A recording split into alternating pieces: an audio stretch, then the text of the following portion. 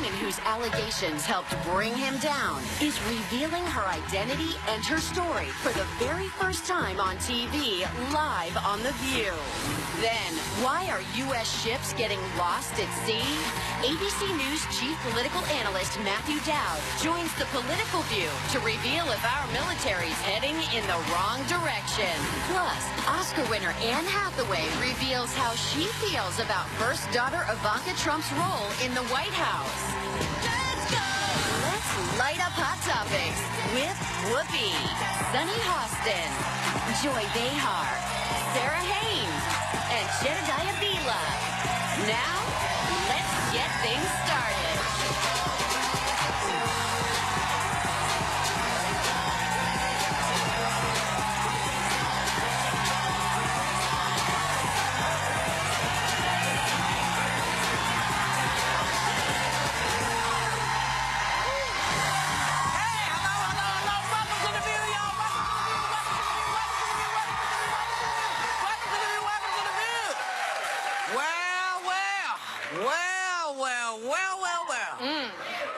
It is official. Bill O'Reilly is out at Fox. God bless you. And everybody in the room, God bless us all. And the woman whose anonymous allegations helped get him off the air, she's going to be coming forward with us in a little while, right here on The View. But before we get into that, we want to point out that years before Fox broke with Bill, we broke with Bill as well. Take a look. Wait a minute. Muslims didn't kill us on 9/11? Is that what you're saying? Excuse me, extremists. What religion were they in? What religion was Mr. McVeigh? Mr. McVeigh was an extremist I'm as well, telling and you, he killed people. 70% of the country. I don't want to sit here. I don't want to sit here. You're outraged about Muslims killing us on 9/11.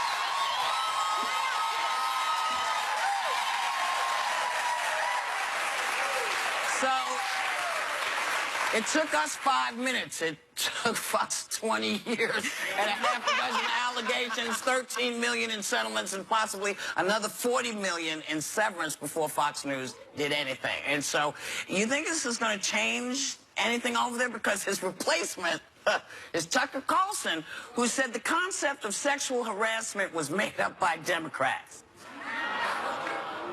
I want to just say that I'm wearing black to mourn the departure of our dear Bill. I'm so upset. Well, the first thing that comes to mind is you talk about how this was really a money game for Fox. It would never have happened if this hadn't have gone public due to people like Gretchen Carlson. So what came to mind right away? Give her a shout out. Yeah, big shout out for the bravery of that. But also, this reminds me of...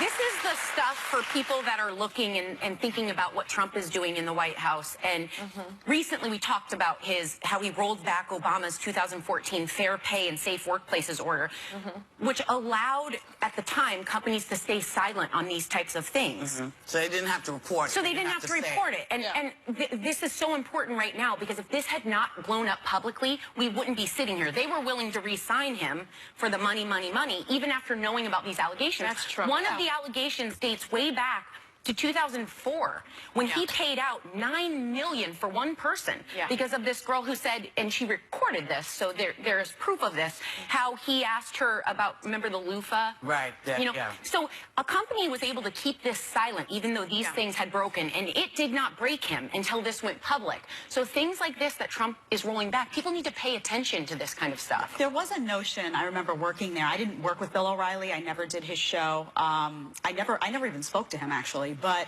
there was this notion that he was untouchable. I remember when I first got hired, walking in the hallway and someone saying, makeup artist, I don't remember who it was, saying, don't look him in the eye, don't talk to him, he doesn't like that. And me thinking, is this guy a king here? I didn't really understand that. And there was this sense that, you know, there were a lot of rumors that he was tough, that I remember hearing all this stuff, like the girls used to run out of the room and they would be crying and he would be, and I didn't do his show. I wasn't asked to do it a lot, and when I was asked to do it, I wasn't able to do it. But notice that Trump's thumbs are silent. We haven't heard from the president suddenly on this. He said all he had to say, and he went on record and said he didn't think it was so bad what Bill did. But now that he's fired, he didn't say a word. Well, no, he's because isn't he traveling too? Yeah, right. In the wrong direction. Yes, in the wrong direction. We'll be right back. More about this.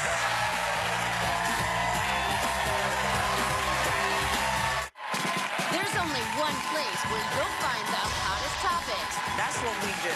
Yes, and most fearless voices. You need a strong voice to be heard in Hot Topics. Anything goes when the biggest names in politics. Senate Minority Leader Chuck Schumer. Kellyanne Conway. Senator Bernie Sanders. Hit our table live. A lot of working class citizens didn't feel heard. Are you addressing that? We got to get out there and talk about that. You can't lay down and die. And next week, our political views sizzling with Ohio Governor John Kasich. Wait for that one. You just can't miss. New y'all. All new on ABC. So welcome back. I posed a question, and it is this. Do you think that Bill's departure is going to change the culture that seems to be over there? And as I said, I read that thing that Tucker Carlson said about, sexual harassment. It's certainly not That it was enough. created by Democrats. It's just not enough. I mean, they got rid of Roger Ailes and they got rid of Bill O'Reilly. I think they're starting to realize that it's unsustainable, this business model that they had, which was just pay women to shut up. But I think if you're truly going to change this hostile work environment, you've got to have training.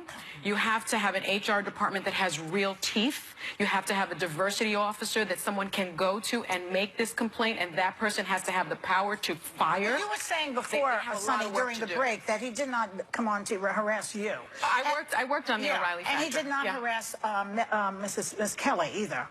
Megan and I did a segment Kelly. together with him. What do they have in common? They're both lawyers. So the bully picks his target, see? He knew that they would sue him. He's totally not innocent in any of this. Sorry, go on. No, I do think the network has made significant changes, though, and I think they are headed in the right direction. I think that Ailes being gone. Well, I think they fired 2 people who were representative of what the network was. I mean, Roger Ailes was king there. Bill O'Reilly was the lead program there. When people would think of Fox News, they would think of Bill O'Reilly. Remain the same. But by holding those 2 people accountable, I think it does make a big statement that that's not what we're about moving forward. And I think some of that stuff you're suggesting. Chairs. Put more women in the anchor chairs. I agree, and I think Is it possible also that I think you will see that as well. So you've gotten rid of the sexual harassers, and now you seem to have put racists in. Well, right? who would you define as racist that's there now? Tucker? Is that what you were speaking? No. But, what's his name? Not Wally. What's that man's name? The morning guy. Ducey. Ducey. These are the guys that are... Oh, how do you say it? Isn't that his name? Ducey. Sorry. Ducey. There is Ducey. Yeah. And so have you, okay, well, this is the gentleman that went down to Chinatown. Thought it was funny.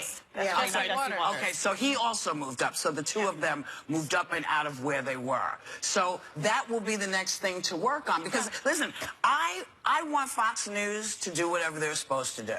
Okay? If they have a position that they carry, I don't mind hearing it. I don't mind hearing opposition. But what I don't want to hear is I don't want to hear racist innuendo. I don't want to hear...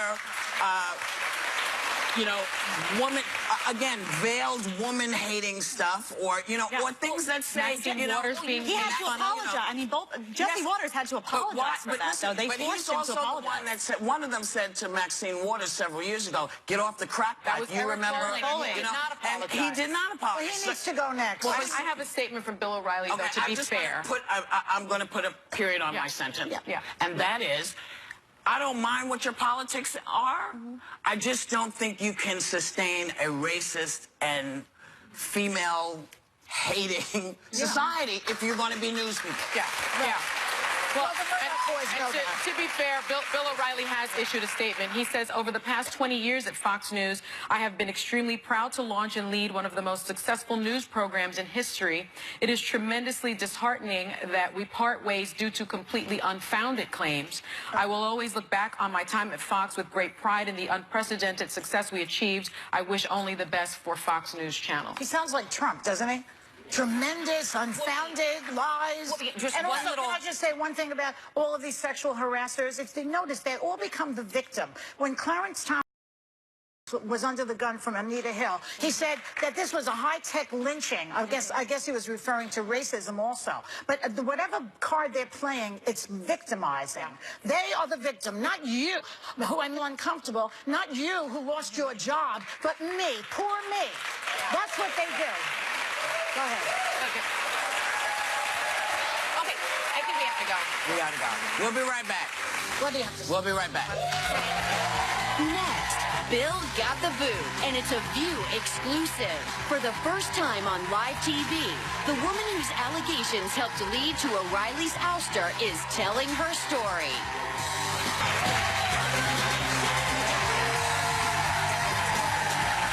So, our next guest may have been the final nail in the coffin of Bill O'Reilly's career at Fox News, and she's speaking out for the first time on live TV about her sexual and racial harassment allegations. Please welcome Paquita Burgess and her attorney, Lisa Bloom, right there. So, I wanna ask you, you were working as a temp when they sent you over to Fox. Yes. What happened from there? Give it to us concisely, because we want to get everything in. So what happened? I was working at Fox temporarily, and I was working with a colleague of Mr. O'Reilly's. And when I worked there, you know, everything was fine.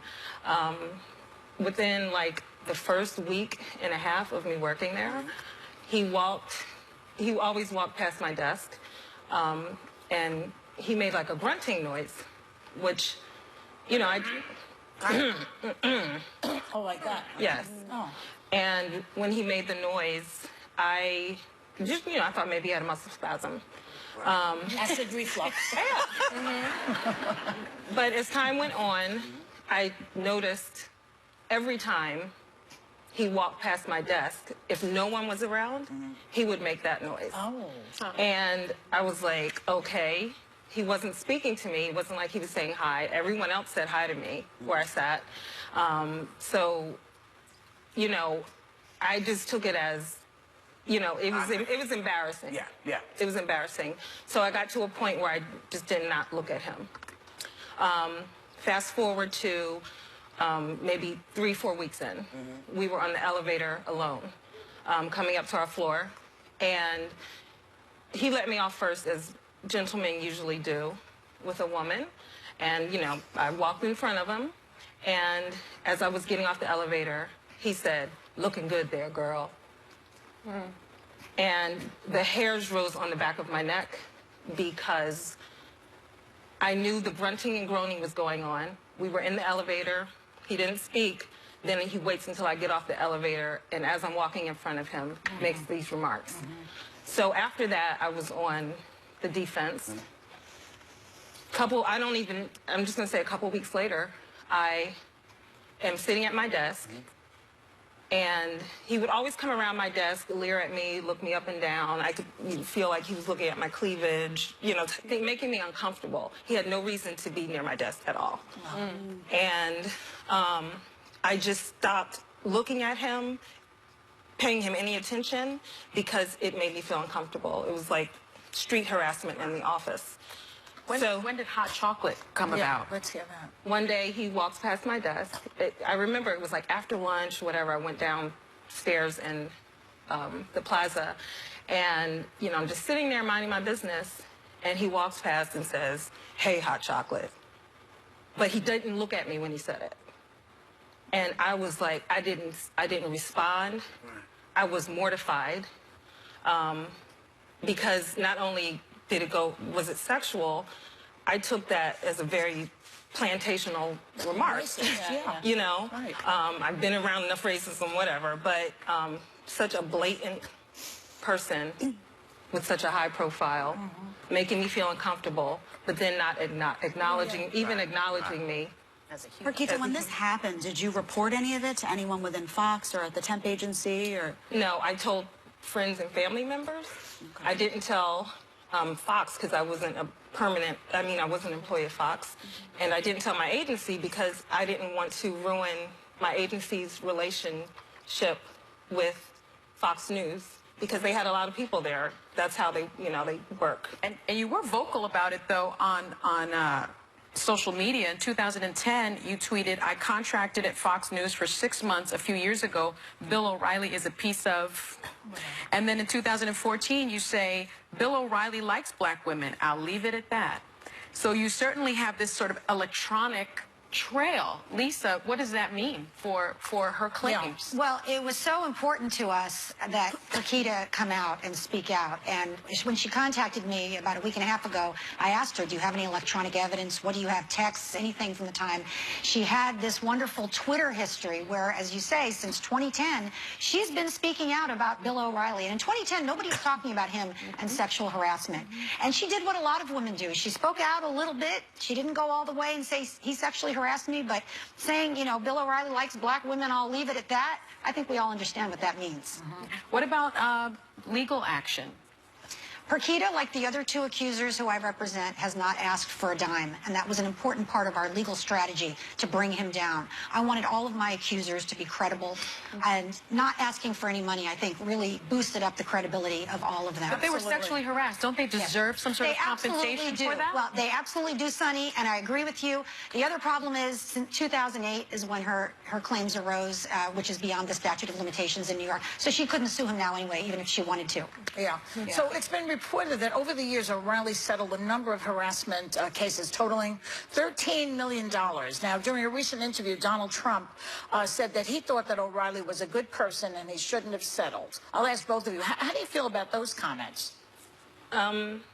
Mortified that someone that can control how people behave in the workplace and violent, because it's really workplace violence. Yeah. And for the leader of our country to defend indefensible behavior by someone who should be Bill O'Reilly should be a leader of people at Fox. He should not use his power to intimidate women. Yeah. And what Trump said was, I don't think he did anything wrong. Yeah, he didn't say, I don't think he did it. He doesn't think sexual harassment is wrong. Yeah. He's made that very clear. So now that they've cleared the swamp at Fox, in a way, Fox is even in a better position than the United States government. Well, they have a bigger moral standing than the government of the United States. Listen, I want to be clear. This was a targeted effort by a small group of women, including my other accusers, Perkita and me, to bring down Bill O'Reilly. We did that. This is what women can do. If we stick together, if we have a plan, Perkita, there are people who are skeptical and think you are piling on. Why did you decide to come out now after nearly 10 years? I was tired of reliving the trauma every time I saw a woman speak out. And I wanted to save him from doing it to anyone else. I was mortified. I did not want to, I was very afraid because, the skeptics, I don't want the skeptics, When you tell your truth, it's your truth. And when people question it, it pisses you off. Can I ask you a question, too? Because Tucker Carlson had said at one point that when you say to a woman these days, I'm going to paraphrase, you look good today, and then bam, they're hit with a suit. Can you tell the difference? Because a lot of people that don't see what this is and why it's wrong, the difference between you look really pretty today and feeling that you work in an aggressive, harassing environment. Someone grunting at me and groaning and leering and not speaking to me. It's inexcusable, but if someone pays you a compliment, but they still treat you as a colleague or, someone with respect, but, Fox News, there weren't many minorities there when I was there. So, I felt, that I had to be, a little more exemplary, which I am, because that's how my parents raised me. And the other thing is he's in a more powerful position than you were in. So he has to, those people have to really watch their P's and Q's. But also, when you're walking in front of someone and someone makes a comment like that, and you can't see where they're looking, but you know where they're looking, because women know. We can feel where your eyes are. We do know. So, don't make those comments. Don't make those comments. So when you heard that, in fact, Fox was releasing him, elated, happy, sad that it took this long to happen? I felt triumphant. Yes. I felt triumphant. Yes. That's all I can say. It's very cathartic. Yeah. Very cathartic. Well, thank you. Thank you, ladies. Thank you. Thank you. Akita Burgess and her attorney, Lisa Bloom. They did what needed to be done, and it got done. That's right. We'll be right back. Next, ABC News chief political analyst Matthew Dowd reveals how he thinks politics are about to make America great again and why you can thank President Trump for it.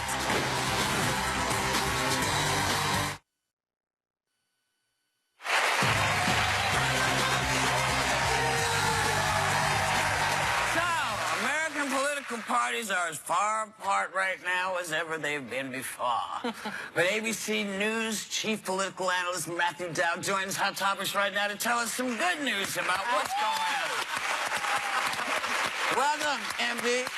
Thank you. Great So, to be here. the last time you were here was the day after the election. Everybody was still in a state of shock. I'm still up. State of mourning. But, this is day 91. Anything good here? I feel like you got to say something. Is anything? What's happening, Matthew? Well, I obviously many people are upset about that. They were upset about the election. They're upset about the presidency. But I'll give him two things. Okay. I'll give Donald Trump two things. One, on some level, on some people, he's appointed qualified people at certain positions. General McMaster at the National Security Council. Even Nikki Haley, you might disagree with her. She is an experienced person at the UN. So I'll give him, he's put certain people in certain positions that are more experienced. Okay. The bigger issue is that I'm going to give Donald Trump credit for that when we look back at this that he has done, which is accelerated change in the country.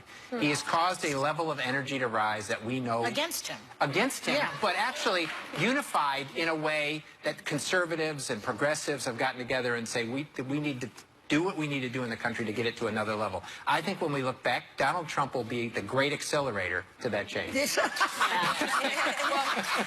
so well put. Yesterday, Trump recently claimed that an armada was on its way to North Korea. Yeah.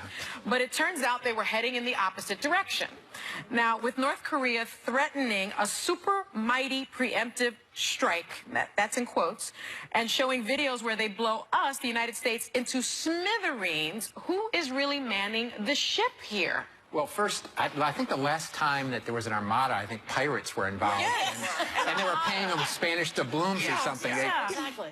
Here's what I think about this. Actually, when I first saw it and watched Sean Spicer try to explain what they said, it reminded me of one of my sons, right? When I said, "Are you going to football practice?" And he said, "Yeah, I'm going to football practice." And I learned a little while later, he's gone to John's house, and he goes, "But I'm still going to football practice." That was their explanation of this. I think there was a miscommunication. I don't think they sort of said they knew what they were saying was wrong. I think there was a miscommunication between an admiral, the Pentagon, and the White House. But I fault them.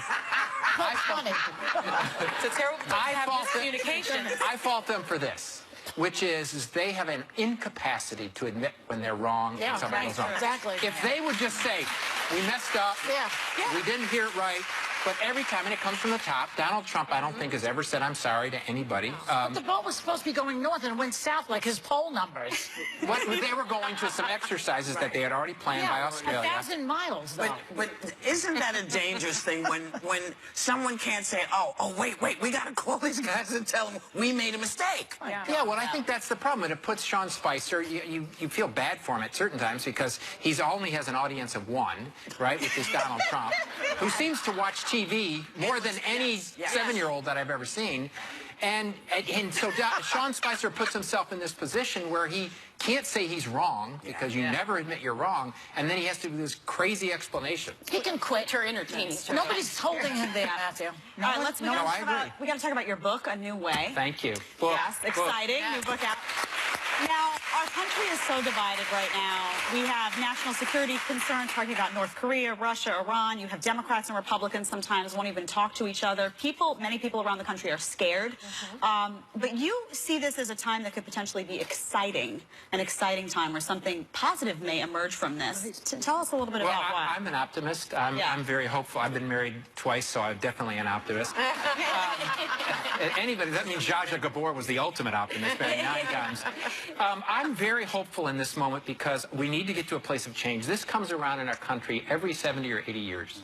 When you look at the history of our country, the last time this came around was when we were in the Great Depression and in World War II. Before that was the Civil War, and when we were moving from... We didn't have a nuclear weapon then. At least there is some other foreign countries around that are trying to keep us calm. And so I think for everybody here in the audience and everybody there is we have an opportunity to lead. And the premise of the book is don't wait for somebody else. And I think what happened with Bill O'Reilly is a perfect example, which is we can't wait for our political leaders to engage in this. People have to engage in this. And in the end, that decision wasn't Fox News didn't make that because of a moral position. Right, yeah. No. They made that because people stood up, and it was a monetary decision. That's right. And I think that's the whole point is we can lead. Our leaders in Washington don't lead. No. They follow. And they follow where we want them to go. And ultimately, we can lead them there. Wow. Well, you write about the kinds of leaders the country needs. Can you point out any that you think are on the right track right now? I think too often we focus, here's our culture that we focus on. We either focus on some political leader that we say, oh, there's the one, they're going to run for president, or we focus on some celebrity. And I think if you go around this country everywhere, if you go to Long Island, you go to Austin, Texas, where I am, you go to Detroit or whatever it happens to be, there are people in those communities that are leading. They're solving some hunger problem. Yeah. They're solving some housing problem. But I think most of the time they think, I don't have the power, I'm not doing it. Well, real change in the history of the world, real change comes. The civil rights movement didn't come because somebody stood up as president of the United States. The president of the United States and the leaders were forced to it by local leaders that pushed it. So look at mayors, look at people on city councils, look at people running soup kitchens, look at people in this audience that are just dealing with things. So it's what we always say, you know. If you don't do it, it's not going to get done. That's the way it goes, and Matthew Dowd is letting you know that in this new book, A New Way, Embracing the Paradox As We Lead and Serve, is available right now. And we will be right back. Oscar winner Anne Hathaway knows how to make an entrance right after this. Tomorrow on The View, we're fired up for the hottest topics around. Nobody does what we do. So good. Plus, we're saying, thank God it's Friday, yes! Because we're hanging with Cynthia Nixon. Woo! All new, tomorrow on the Emmy-nominated View.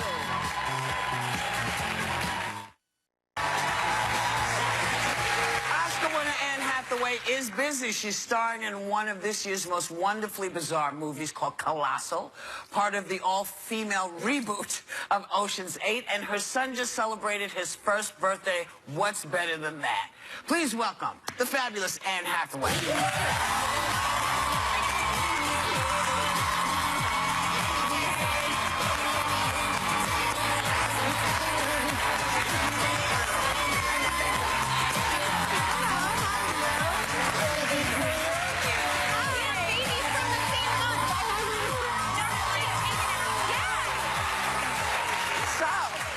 You have a son. Thank God. Who just turned 1 year Thank God I have him there. Yes. Yes. And my mom, I don't know when I'm going to finally grow up and stop being like skeptical of my mom, because she let me know, and I don't know how she did it. She's like, hey, in your house in the guest bedroom there's a little sailor suit. I still don't know when she left it there. Like, she just went to my house. And so, well, I was gone. And I'm just like, oh, my mom got my son a sailor suit. Okay, I'll put it on, make her happy. That's, you know, I'm smart enough now to know to do that. And I can't believe I was skeptical because he just looked so yummy and so amazing. And so I just spent all of Easter just staring at him and taking pictures, just, you know, clicking. Grandmas know stuff. Grandmas do. Grandmas do. Really weird stuff. Yeah. Yeah. And he's got two excellent grandmas there, and grandpas too, actually. Yes. They're doing good. That's good. But you're a UN Goodwill Ambassador. Yes. And you gave a speech about parental leave on National Women's Day. You said that mommy guilt is invented nonsense, but you have a really cool explanation for what you mean by that. Can you explain it? Well, I just, you know, I had my son, and I I just felt like I could see certain things that I had never seen before. They just didn't resonate or I didn't understand. And one of the things I saw is that every parent, but especially every mom, no matter how she feels about how she's doing her best. Yeah. She's giving her everything. And maybe it doesn't look perfect from the way maybe it looks different than the way she thinks it should. But she's doing amazing, and she should be giving herself credit for that. And all of a sudden, I could just see that we're encouraged to spend time picking each other apart when really we should be looking at the institutions that should be supporting us and aren't. Yeah. We need support. You know, all parents do. Yeah. Ivanka Trump became a fan of yours through this this thing you did. Yes, I heard. And she tweeted all sorts of good things about your links to your speech at the whole 9 yards. Yeah. But you know, she said it was excellent and everything. I find that just a little bit not hypocritical, but disingenuous in many ways, because on the one hand, she's for women's issues and fix it all, and then she's living in the White House. She supposedly has her father's ear. And then basically her father has an executive order defunding Planned Parenthood, maternity leave, and all the things that women have been fighting for since Hector was a pup. So, you know, does it annoy you as much as it annoys me? I guess is the question. What a fabulous question to have to answer on television. Look, I don't want to lose sight of the fact that we have to be able to be honest about how we feel. We have to be honest about the way we're being supported and people who could be doing more to support us. But I also, and I'm surprised myself by saying this, it isn't easy to be Ivanka Trump right now. I'm not sure that she can do anything right. I did appreciate the support because I feel like, oh my God, I mean, anyone else just feel like they're just exhausted, pummeled by the news, pummeled by the fighting, pummeled by everything. Every day. And nothing seems to be getting better. I mean, I feel like her shoe line and her line is doing. So just what I want to say is, if this can be the thing that gets us to put aside, can I curse? Gets us to put aside the and actually support parents, then do it. Reach across the aisle. Reach across the aisle. I'll work with Ivanka Trump. Yeah. I'll work with her. I don't agree with her on everything. She doesn't agree with me on everything. Yeah. But if us putting that aside and acting like grown-ups lets people who need support and need help get it, yeah, you're right. I'll do that. Absolutely. Okay. Let's talk about Colossal. Let's talk about Colossal. I love this. It's very, very different from anything you've done. People are calling it the Anne Hathaway lizard movie. Yes. The lizard monster movie. The lizard monster. The lizard monster movie. Look, I'm just going to say it, okay? Do it. The lizard monster movie. Tell us what it could possibly be about. Talk about my Not Godzilla movie? Yes. Well, it's not Godzilla. I think this is one of the most fun movies I've ever made. It's one of the most fun movies I've ever been a part of. I play a girl who's got problems and goes home to fix them and discovers home being a place she hasn't been in 20 years, where she doesn't know anybody except for this one person that she grew up with, who turns into a drinking buddy, which is complicated because she's trying to get sober. But then she discovers, while in her hometown, when she gets drunk, a gigantic Not Godzilla terrorizes Seoul, South Korea. Lizard monster. Lizard monster. Lizard monster, I said it. You think it's a love story. And then it goes in a completely different direction. Right. For me, it's a movie about addiction. To someone who had just gotten out of a really rough relationship and had gone through a divorce, it was a movie about abuse. Right. And to other people, they see it about American imperialism. Right. You know, it actually can take all of that. And it's a really funny monster movie. Yeah. And on that, too, it's actually very funny. And we do have a clip. Funny. We have a clip. We have a clip. Okay, let's take a look. Whose hair is that? A lot of different people. Not Godzilla's. That's a lot of different people's hair. And you won an Oscar for Les Mis, and who doesn't love Devil Wears Prada? There's also the best performance ever might be when you did Miley Cyrus. Oh, thank you. On the lip sync battle Wrecking Ball. This video has gotten over 20 million hits. No, it hasn't. Yes, it has. Yeah. We got a clip of that, too. Let's take a look.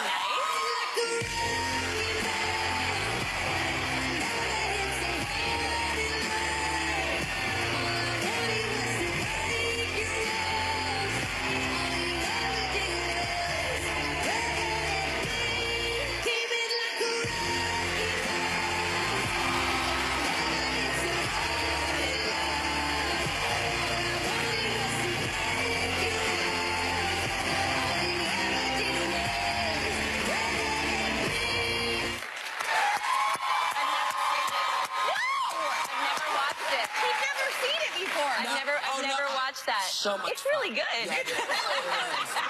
Now I get why people keep talking to me about it. And clicking on it. That place is like dreamland. You're just like, so I was kind of thinking I would do this thing, but only if we can have a wrecking ball. And then they're like, we got the wrecking ball from the video. I was like, cool. Could I have a sledgehammer? And they're like, yeah. And I'm like, could you bedazzle it? Yeah. Could you bedazzle my bra straps? Yeah. Oh my God. They just keep saying yes to everything. It just was so much fun. That's what happens when people actually give you the money to do the show. Yes. It's an amazing thing. It's fantastic. My God. Can we get a wrecking ball? I'm your wrecking ball. And you can't bedazzle me, baby. Hold on then. Come on, now. Well, then I get to do this. You got to do that. Thanks to Anne Hathaway. This is so much right now. And Nationwide tomorrow. We'll be right back. Just because I can.